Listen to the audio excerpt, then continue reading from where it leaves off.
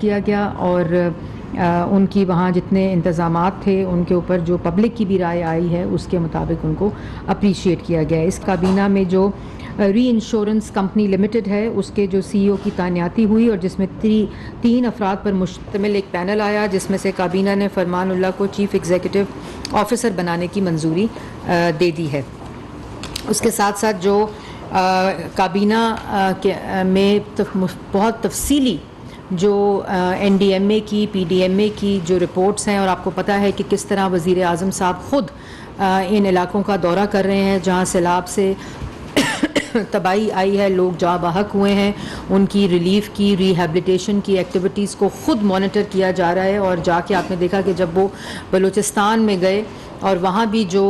جہاں جہاں ریلیف کے نہیں پہنچی تھیں چیزیں، جہاں جہاں کوتاہیاں تھیں، جہاں جہاں مانیٹرنگ کے اندر وہ تمام چیزیں نظر آئیں، ان کا فوری طور پر ایکشن لیا گیا۔ اور یہ جو دورہ ہے وزیر اعظم کا، آج بھی وہ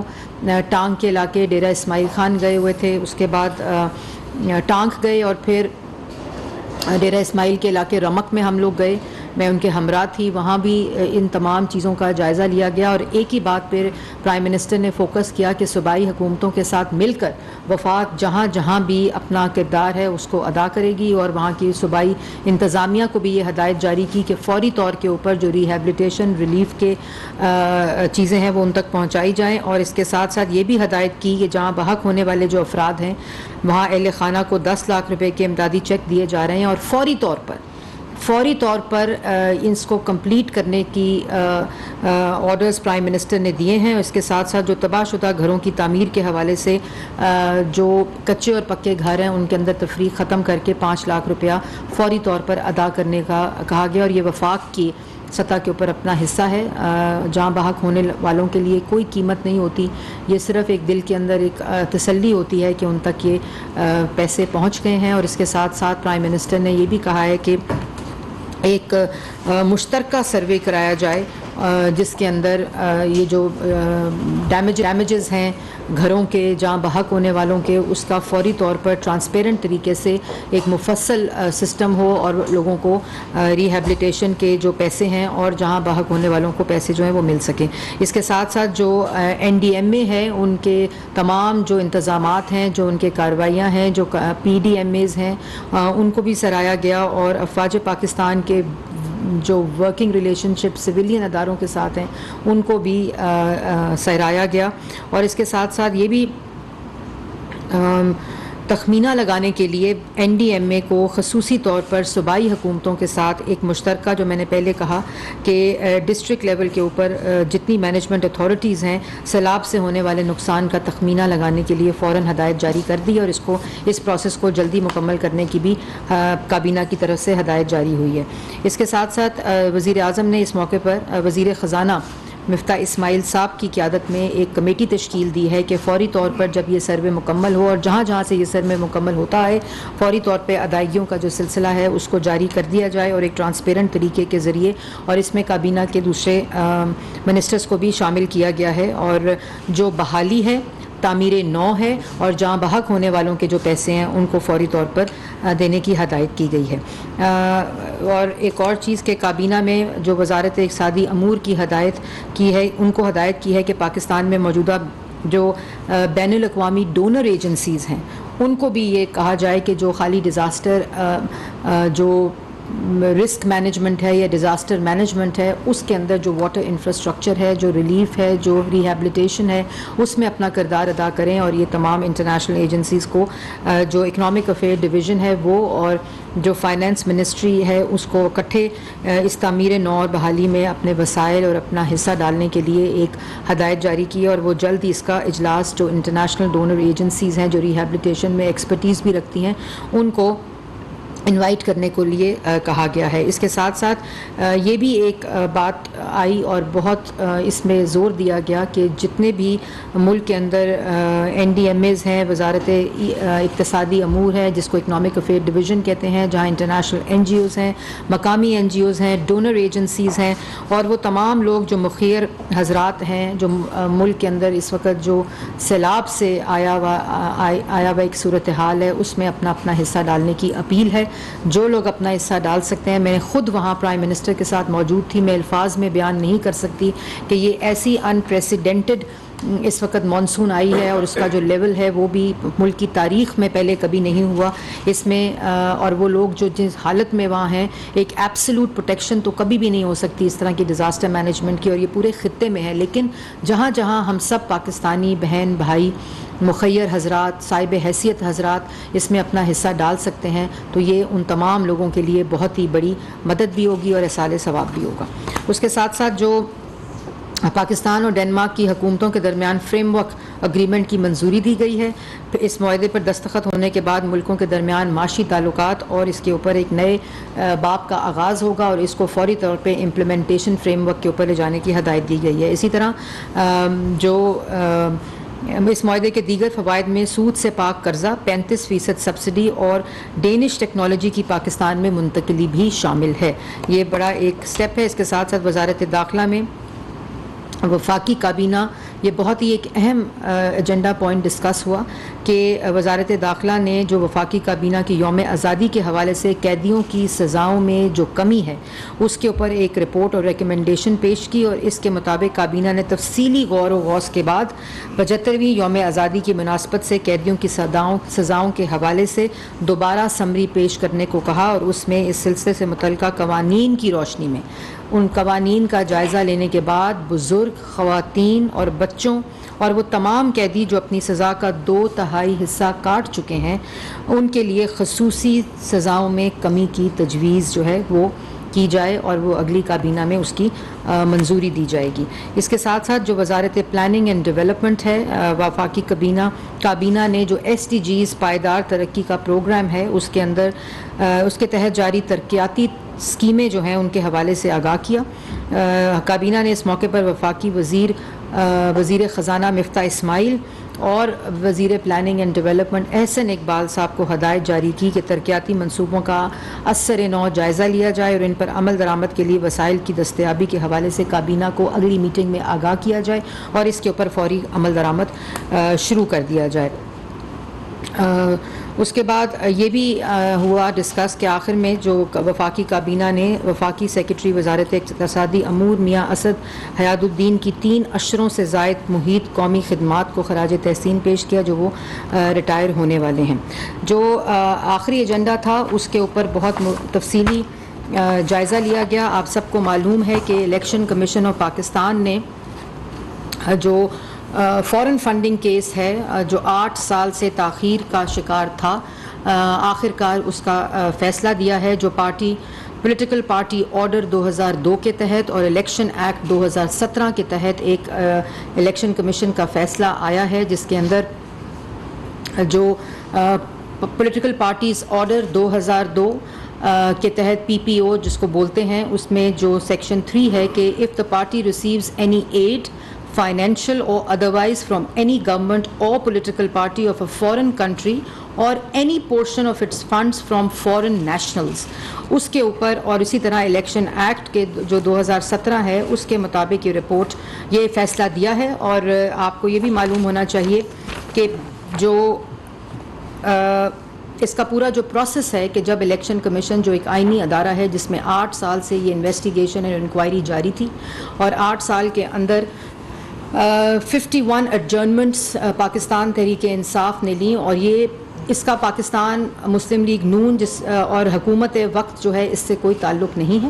یہ اکبر ایس بابر صاحب اپنی پٹیشن لے کر الیکشن کمیشن گئے تھے اور الیکشن کمیشن کے اندر الیکشن کمیشن نے اکبر ایس بابر کی جو پٹیشن ہے اس کے اگینسٹ PTI سے وہ تمام ثبوت مانگے جو وہ جواب دے سکتے تھے, لیکن وہ انہوں نے کسی قسم کا جواب 8 سال گزر جانے کے باوجود نہیں دیا, جس پر اسٹیٹ بینک آف پاکستان نے وہ تمام ریکارڈ پیش کیا. اور ان تمام ریکارڈ کو پیش کرنے کے بعد انہوں نے 8 سال بعد ایک تفصیلی فیصلہ دیا, اور اس تفصیلی فیصلے کی جو جو قانونی طریقہ کار ہے اس میں جو رپورٹ ہے، جب ایسا مٹیریل آ جائے جو کافی ہو پولیٹیکل پارٹی آرڈر 2002 کے تحت اور الیکشن ایکٹ 2017 کے تحت، تو حکومت جو ہوتی ہے وہ آئین اور قانون کے مطابق اس پر ایکٹ کرنے کی پابند ہوتی ہے. اور اسی سلسلے میں آج لا منسٹر نے لا منسٹری کی طرف سے ایک مفصل بریفنگ دی کابینہ کو، اور پوری جو آئینی اور قانونی پوزیشن ہے کہ کیسے حکومت وقت نے آئین اور قانون کے مطابق وہ پابند ہوتی ہے کہ اس کے اوپر اپنا ایکشن لینا ہے اور ایک ڈیکلیریشن دینی ہوتی ہے، کیونکہ الیکشن کمیشن کی جو فیصلہ ہے اس میں واضح طور پر جو پاکستان تحریک انصاف ہے وہ فورن ایڈڈ پارٹی ڈکلیئر ہوئی ہے، اور اس کے اندر انہوں نے تمام وہ منی ٹریلز اور تمام وہ فورن نیشنلز اور فورن کمپنیز کے تحت جو چیزیں ہیں ان کو ڈکلیئر کر کے نوئنگلی اور ولنگلی جو چیئرمین تھے اس پولیٹیکل پارٹی کے، ان کو عمران خان صاحب، ان کو یہ معلوم تھا اور ان کے دستخطوں کے ذریعے، ان کی ایفیڈیوٹس کے ذریعے 5 دفعہ 5 سال میں وہ ایفیڈیوٹ جمع کرایا گیا جو الیکشن کمیشن کے فیصلے کے مطابق جعلی تھا، فالس تھا، اور وہ جانتے بوجھتے ہوئے بار بار الیکشن کمیشن کے فیصلے میں ولنگلی اور نوئنگلی کا وہ لفظ استعمال ہوا ہے. غیر ملکی امداد لینے والی سیاسی جماعت قرار پائی ہے، اور ان تمام ثبوت جو اس میں ایویڈنسز ہیں ان تمام منی ٹریلز کے مطابق، الیکشن کمیشن کے فیصلے کے مطابق اب حکومت پاکستان جو ہے وہ اس بات کی پابند ہے کہ ایک ڈیکلیریشن الیکشن کمیشن کے فیصلے کے مطابق جو ہے وہ سپریم کورٹ بھجوانے کا اصولی فیصلہ کر لیا گیا ہے. اور اس کے ساتھ ساتھ یہ بھی میں آپ لوگوں کو بتاؤں کہ جو اس کے 2 پہلو ہیں. ایک پہلو تو وہ ہے جو الیکشن کمیشن کا فیصلہ ہے، اور اس فیصلے کے تحت جو مٹیریل ہے اس فیصلے میں وہ اس کے پہ کافی ہے جو لا منسٹر نے اور لا منسٹری نے بتایا، اور اس کے اندر واضح طور پر الیکشن کمیشن نے یہ ڈکلیئر کیا ہے کہ وہ ایک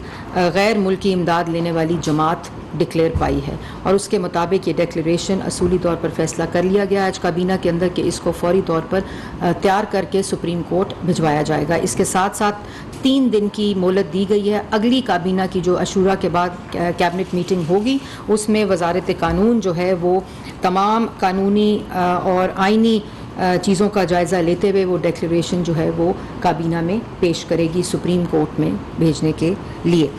دوسرا جو اس کے اندر پہلو ہے وہ امپورٹنٹ ہے آپ سب کے لیے کہ جو فیصلہ ہے، اور میں یہ بھی ضرور واضح طور پہ بتاتی چلوں کیونکہ اس کے بعد جو دوسری پارٹی ہے وہ ہمارے سیاسی حریف ضرور ہیں اور یہ آپ سب کو معلوم ہے، لیکن اس وقت سیاسی حریف کا معاملہ نہیں ہے، اس وقت قانون اور آئین کا معاملہ ہے. جو آئینی ادارہ الیکشن کمیشن نے ان 2 ملک کے اندر قوانین جو موجود ہیں، پولیٹیکل پارٹی آرڈر 2002 اور الیکشن ایکٹ 2017 ہے، اس کے مطابق یہ ایکشن گورنمنٹ نے لینا ہوتا ہے، وہ پابند ہوتی ہے، اور یہ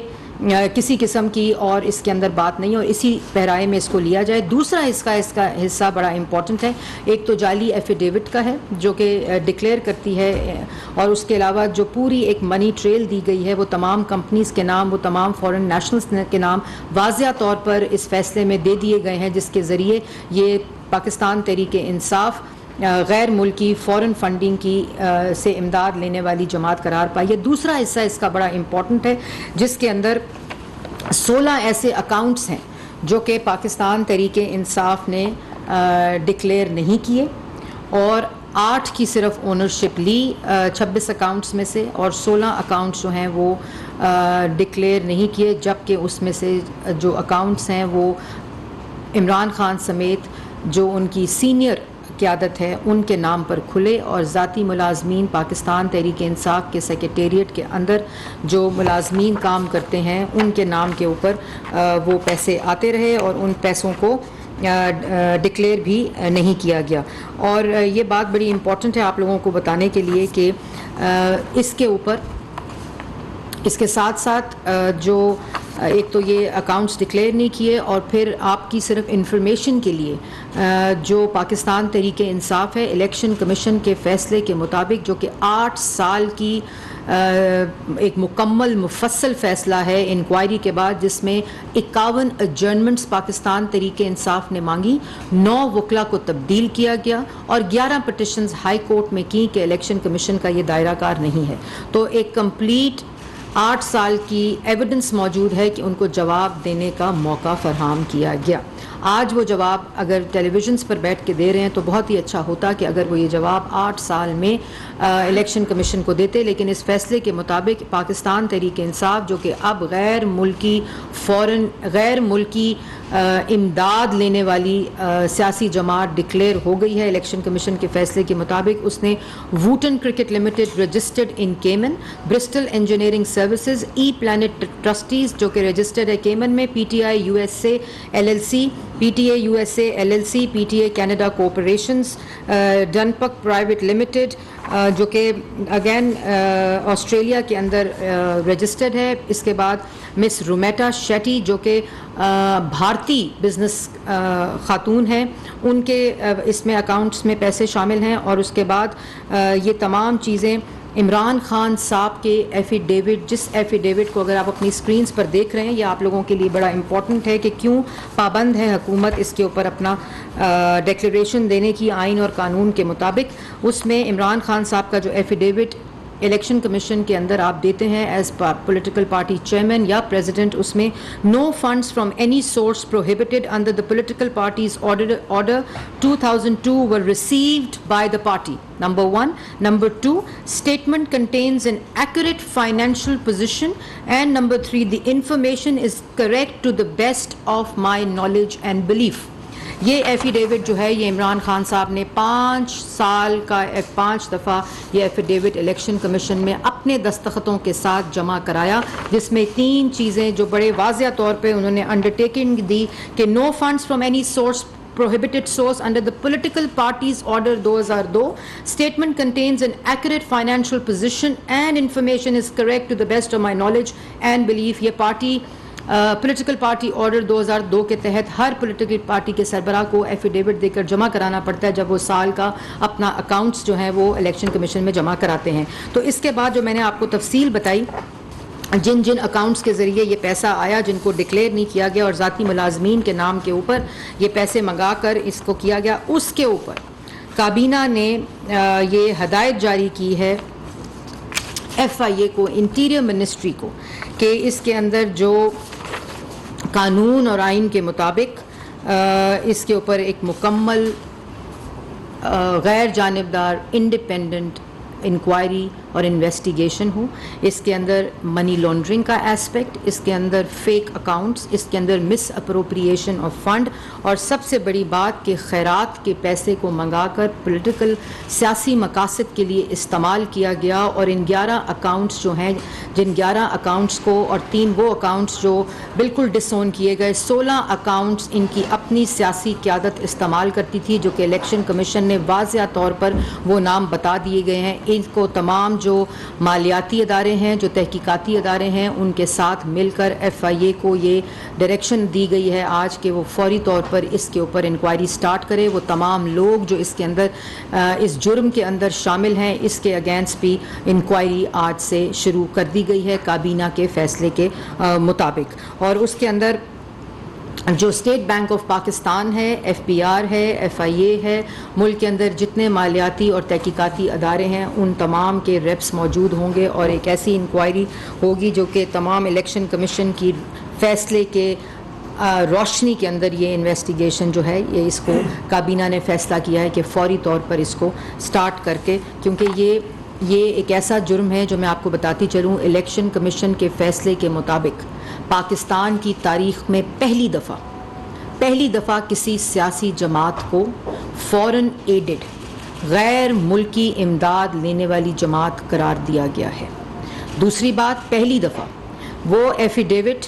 جو کہ پارٹی کا سربراہ جمع کراتا ہے، جو کہ اس نے 5 دفعہ جمع کرایا الیکشن کمیشن کے اندر اپنے دستخط کے ساتھ، وہ فالس ہے, وہ جعلی ہے. تو یہ جال سازی کا جو ایک مقدمہ انویسٹیگیشن ہے. پھر وہ اکاؤنٹس جو اپنے ذاتی اکاؤنٹس تھے وہ فورن فنڈنگ کے ملک کے اندر ٹرانزیکشن کے لیے اور ٹرانسفر کے لیے استعمال ہوتے رہے, اپنی سیکریٹریٹ کے ملازمین کے اکاؤنٹس کو استعمال کیا گیا. یہ منی لانڈرنگ بغیر کسی ڈیکلریشن کے جو ایسپیکٹ ہے. پھر اس کے ساتھ ساتھ جو مس اپروپریشن آف فنڈس ہے کہ وہ فنڈس جو ملک کے اندر آئے اس کی جو وہ کہاں کہاں لگے, یہ ایک پراپر انویسٹیگیشن کے ذریعے. اور پھر جو میں نے آپ کو تمام فورن جو کمپنیز ہیں ان کا بھی تفصیلی الیکشن کمیشن کی رپورٹ اور الیکشن کمیشن کے فیصلے کے مطابق جو میں نے آپ کو تفصیل بتائی, تو اس کے اوپر ایک فیصلہ کیا گیا ہے کہ ایک complete investigation FIA interior ministry کی اس میں کیا جائے گا, کرنے کا فیصلہ کیا گیا ہے. تو یہ آج کے کابینہ کی کارروائی تھی جو آپ کے سامنے میں نے پیش کی بغیر کسی سیاسی پوائنٹ سکورنگ کے. وہ انشاءاللہ موقع رہا تو اگلی دفعہ پریس کانفرنس میں جو پارٹی رہنا اور PCL میں ڈالنے کی کابینہ نے منظوری دی ہے, کیا دے دی ہے, ڈسکس ہوا ہے یا دیکھیں یہ حکومت تھوڑی سی مختلف ہے عمران خان صاحب کی حکومت میں. یہ فیصلہ اگر کسی اور جماعت کے بارے میں ان کی حکومت میں آیا ہوتا تو سب اس وقت جیل میں ہوتے بغیر کسی بھی کارروائی کو. پورا آپ کو یاد ہوگا کہ وزیر اناؤنس کرتا تھا اور اگلے دن سیاسی جماعت کا سربراہ جو ہوتا تھا وہ گرفتار ہو جاتا تھا. تو ہم نے دو چیزوں کا آج فیصلہ دیا ہے. ایک جو ڈیکلیریشن جس کی حکومت پابند ہے آئین کے مطابق, قانون کے مطابق, پارٹی آرڈر کے قانون کے مطابق اور الیکشن ایکٹ کے مطابق, اس ڈیکلیریشن کا اصولی فیصلہ ہو چکا ہے جو سپریم کورٹ پہنچایا جائے گا. آگے سپریم کورٹ کا دائرہ کار ہے جو اس کے اوپر امپلیمنٹیشن ہوگی. دوسرا اصولی فیصلہ یہ کیا گیا ہے کہ جتنے اس کے اندر کرمنالٹی کے عنصر ہیں اس فیصلے کے اندر الیکشن کمیشن کے, وہ یہ قانونی اور آئینی دائرہ کار ہے FIA کا.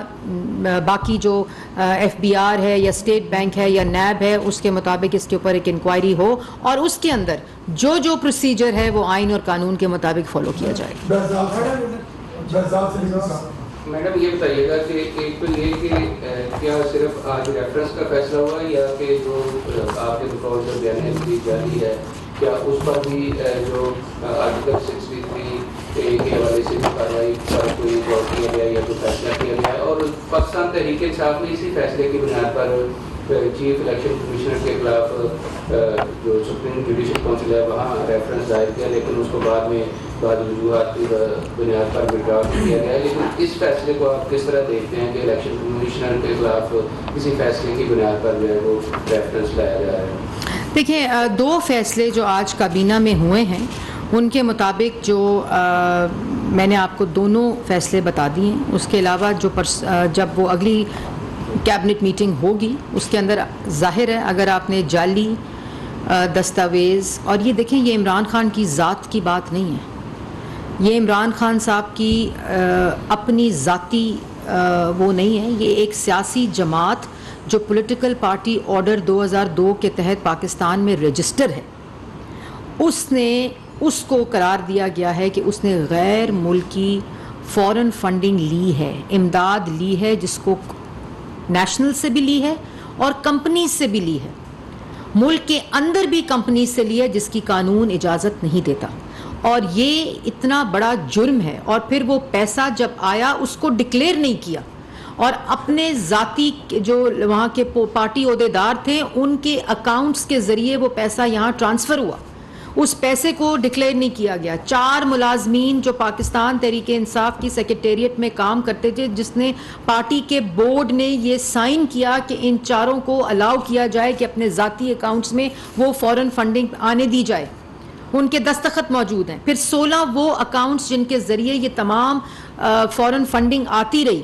ملک کے اندر, جو قانون اور آئین کی خلاف ورزی تھی, اس کے تحت ایک ڈیکلیریشن ہے. اور اس ڈیکلیریشن کے اندر جو قانونی اور آئینی طریقہ کار ہے وہ اگلی کابینہ میں, اسی لیے یہ 3 دن دیے گئے ہیں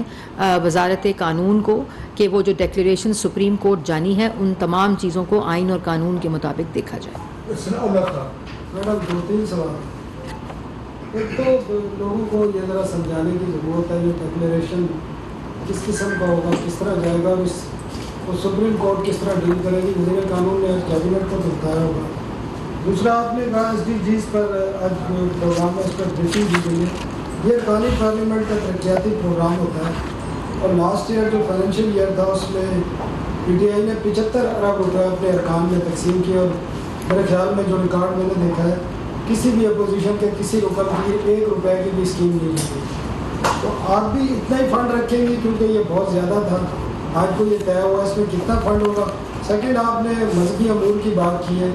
कि हज के इंतजाम पर मुबारकबाद दी, ये बिल्कुल गलत है। नोटिस पे सारी चीज़ें आ गई हैं। सेक्रेटरी हज ने DG हज को एक शोकॉज नोटिस जारी किया है जिसमें हज इंतजाम की वीडियो भी आई है। लोग जलील हो गए इस दफ़ा और बहुत बुरे इंतजाम थे, उस पर बाकायदा वो लेटर मीडिया में भी आ चुका है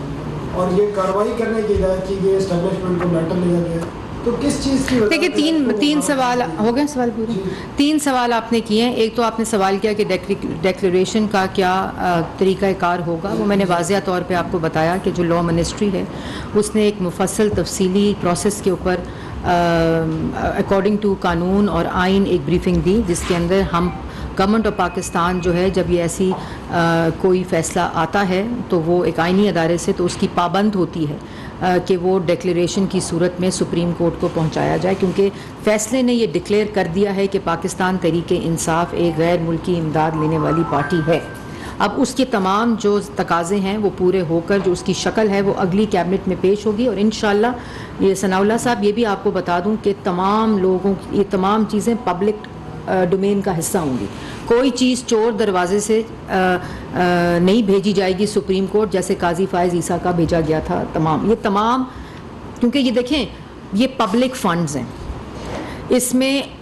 ये जब आए हैं मुल्क के अंदर ये कहाँ गए, किस पे लगे, और जो आज मुल्क का हालात है ये कहाँ से ताने बाने जुड़ते हैं, इन तमाम की इंक्वायरी होगी। और दूसरी बात, ओवरसीज़ पाकिस्तानी आपको पैसे दें खैराती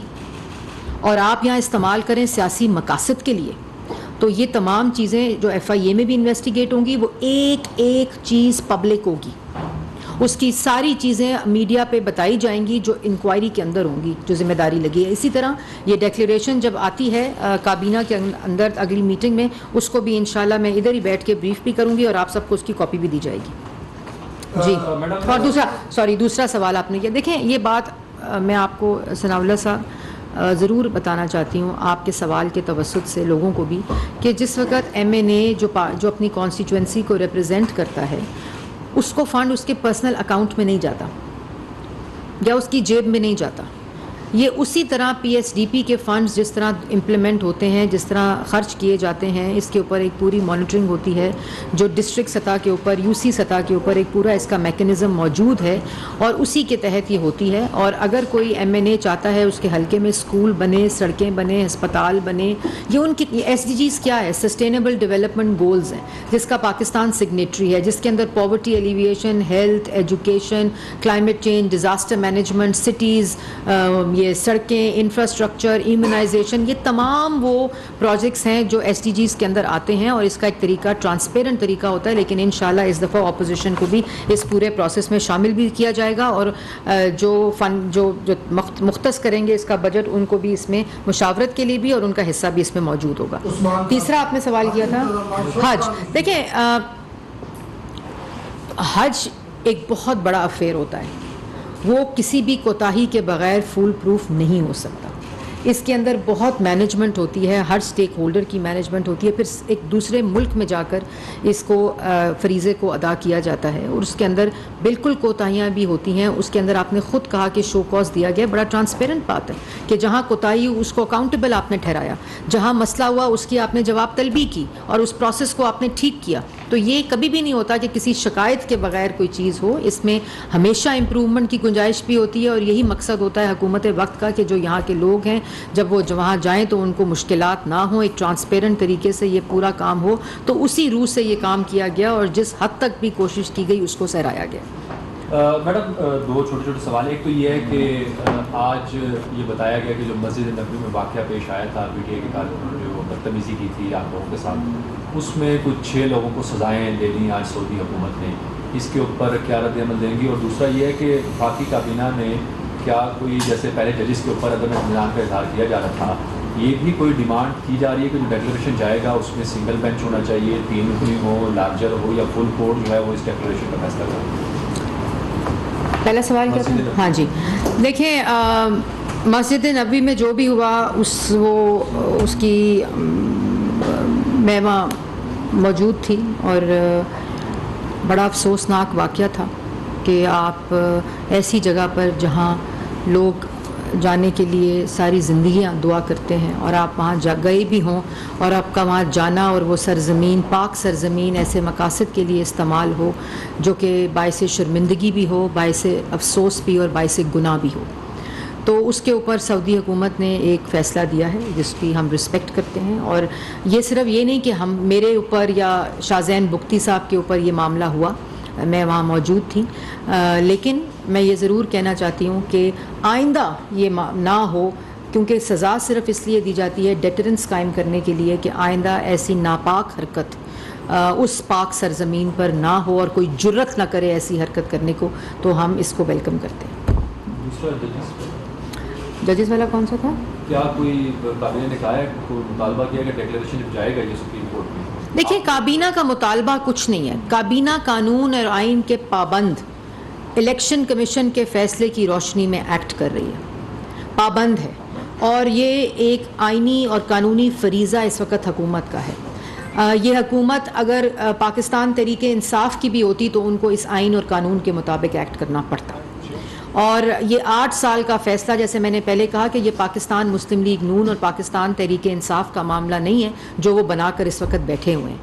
ये Akbar S Babar, election commission, state bank of Pakistan और पाकिस्तान तहरीक इंसाफ के दरमियान एक मामला इन्वेस्टिगेशन 8 साल से जो ताख़ीर का शिकार था उस पर फ़ैसला आया है। ये आवाम को भी समझना बड़ा इंपॉर्टेंट होगा, क्योंकि इसके ऊपर फौरी तौर पर इमरान खान साहब जो हैं वो सियासत को इस्तेमाल करना शुरू कर देंगे। 8 साल बहुत बड़ा अरसा होता है उस्मान साहब किसी भी अपने मौक़िफ़ को पेश करने के लिए। आपने जहाँ 51 एडजर्नमेंट्स ली तो आप 51 जवाब ही जमा करा देते तो आज हालात मुख्तलिफ होते, लेकिन आपके पास क्यों कर जवाब नहीं था।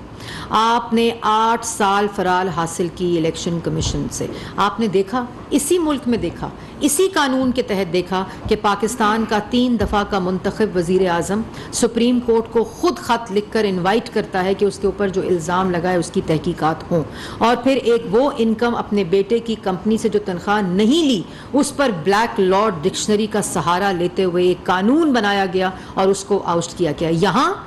351 कंपनियों से पैसे वसूल किए गए, फॉरेन फंडिंग ली गई,